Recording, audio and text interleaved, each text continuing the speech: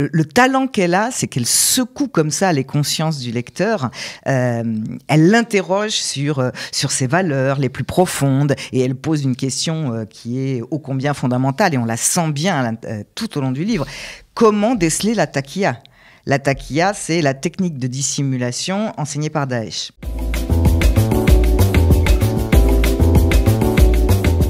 Vous le savez, comme chaque mercredi, c'est le moment du Sefer du libraire. Alors aujourd'hui, un livre qui malheureusement sonne comme en écho avec la réalité que nous traversons en Israël, avec le terrorisme. C'est l'occasion pour moi d'envoyer toutes mes condoléances à toutes les familles qui ont été touchées malheureusement par ces actes de barbarie. Voilà, la littérature parfois en parle aussi. Bonjour Nathalie. Bonjour Cathy. Voilà, c'était important de dire un mot parce qu'on est tous un peu ébranlés par ce qu'il se passe dans la société israélienne, en espérant que les choses vont se calmer. Alors là, c'est un livre qui se passe dans les milieux, on va dire, antiterroriste. On suit un juge antiterroriste. Exactement. Ça s'appelle La Décision. La Décision. Donc, c'est un livre qui vient de sortir chez Gallimard en janvier. Et je n'ai qu'un mot à dire, c'est que c'est remarquable. On retrouve dans ce roman la marque de fabrique de l'écrivaine, une écriture au scalpel et un talent fou pour pénétrer au plus profond de la psychologie humaine. Alors oui, c'est ça, dans ce roman, Karine Thuil traite d'un sujet d'actualité. Quand je l'ai choisi de le présenter, je ne savais pas ce qui allait se passer. À travers le portrait d'Alma, qui est une juge d'instruction antiterroriste, qui doit statuer sur le sort d'un jeune homme, j'ai toujours mal à prononcer, Abdel-Jalil Qassem, emprisonné en France parce qu'il est suspecté d'avoir rejoint l'État islamique de Syrie. Donc, comme dans son précédent roman, Les choses humaines, où elle démontait la mécanique impitoyable de la machine judiciaire, elle nous entraîne ici dans le quotidien de l'interrogatoire de Abdel-Jalil Qassem, qui bien sûr clame son innocence. Bah, bien sûr. On rentre dans la tête du terroriste. Ah oui, c'est extraordinaire. Il y a des retranscriptions d'interrogatoires, c'est extrêmement bien fait. Et c'est l'occasion surtout de nous offrir un portrait de femme des plus actuels, entre le poids des responsabilités, la pression professionnelle, les zones d'ombre, entre la présomption d'innocence et la protection d'un pays. C'est vraiment un grand écart. Alors Alma est une femme mariée qui entretient une relation avec l'avocat de Qassem. Elle doute, elle vacille en permanence entre raison et déraison. Elle écoute son amant qui fait battre son cœur, qui lui dit qu'il n'y a pas de preuves contre Qassem, que la prison, c'est l'antre de la radicalisation et de la haine. Et elle oscille en permanence dans une bonne partie du livre, puis à la fin, elle oscille en permanence entre son besoin d'humanité et cette haine qu'elle entend encore et toujours appeler à la mort. Alors, le lecteur, et ça, elle sait très très bien le faire, on est complètement avec elle, on doute avec elle, on hésite en permanence sur la bonne décision à prendre concernant ce présumé djihadiste, on suit avec passion, ce que je disais, les extraits de l'interrogatoire, c'est extraordinaire. Ça m'a rappelé par moments, dans un genre très différent, un livre qui avait été écrit par Mark Weitzman, que j'avais probablement présenté ici à l'époque. Alors lui, c'est de l'essai, où il retranscrivait comme ça au kilomètre des interrogatoires de jeunes djihadistes. Mais elle s'est romancée. Elle s'est romancée. Alors, elle a dû se baser quand même sur des... Ah oui, c'est toujours très documenté. Des bien procès, sûr. des extraits d'interrogatoires, etc. C'est toujours très, très, très documenté. Et le talent qu'elle a, c'est qu'elle secoue comme ça les consciences du lecteur.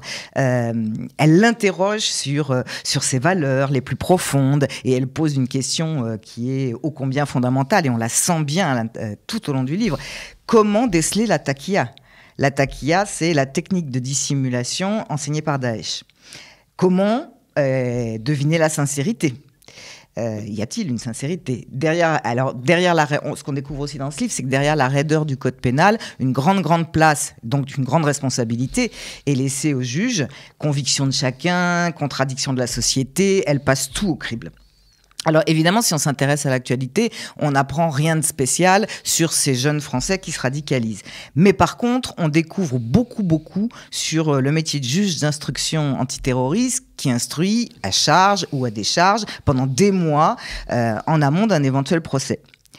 Il y a beaucoup, beaucoup de force dans ce livre. Il est question évidemment d'amour, de haine, de beauté, de laideur. Elle dissèque Karine Thuil, et ça c'est magnifique, les cœurs meurtris, les cœurs qui rêvent, les cœurs absents. Et on ressent dans la lecture un contraste permanent entre ombre et lumière. Donc c'est un roman qui s'adresse aux vivants, aux morts, aux pays endeuillés, comme nous par exemple hier, à ce monde qui n'est pas parfait et à ceux qui n'oublieront jamais. Le ton est juste, c'est précis, c'est fouillé, c'est du grand Karine Thuil. Ah bah alors, si elle a eu le prix Goncourt des lycéens pour son dernier livre Les choses humaines. Elle avait eu l'Interallié aussi. Aussi, on imagine que là, elle va être aussi primée pour ce très beau livre. Ah, il faut espérer. Moi, je l'ai trouvé extraordinaire. Vraiment. Alors, on va lire un petit extrait chaque semaine.